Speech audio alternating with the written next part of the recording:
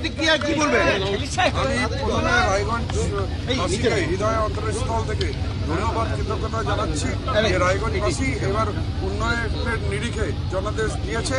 এবার আমাদের নৈতিক দায়িত্ব রায়গঞ্জবাসীকে যেটা প্রতিশ্রুতি দিয়েছি সেই ডেভেলপমেন্ট, রায়গঞ্জের যাতে সার্বিক ডেভেলপমেন্ট হোক, এটাই আমার লক্ষ্য। আর এই লক্ষ্যে আমরা এগিয়ে যাব। প্রথম কাজ কি করবেন? যেমন রায়গঞ্জের মেন প্রাথমিকতা দিয়ে আছে, যেমন রায়গঞ্জ পাশের রোড কানেক্টিভিটি আমি বলেছিলাম 90% কাজ হয়ে গেছে, 10% পেন্ডিং আছে।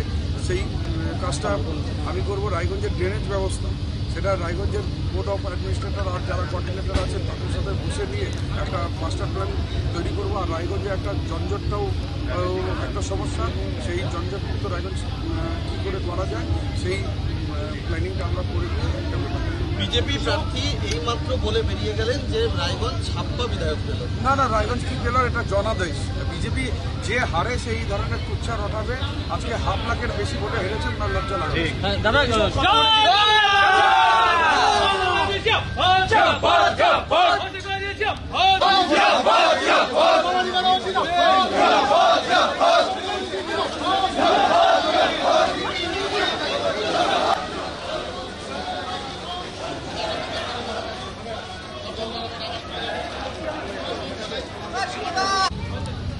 $50,077 ভোটে জয়লাভ করে এই মুহূর্তে বেরিয়ে গেলেন রায়গঞ্জের বিধায়ক কৃষ্ণ কল্যাণী।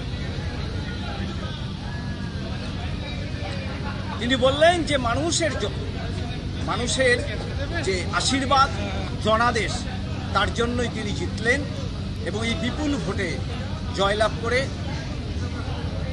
তিনি বেরিয়ে গেলেন।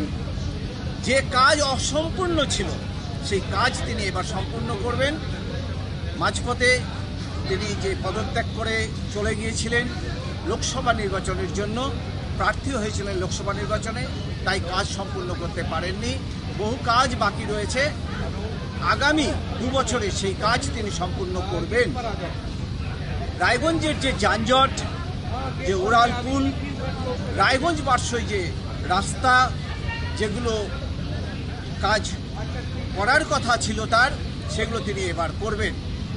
রায়গঞ্জের মানুষ তাকে আশীর্বাদ করেছেন, তাই তিনি তার প্রতিদান দেবেন। রায়গঞ্জকে ঢেলে সাজিয়ে এই কথাই বলে গেলেন।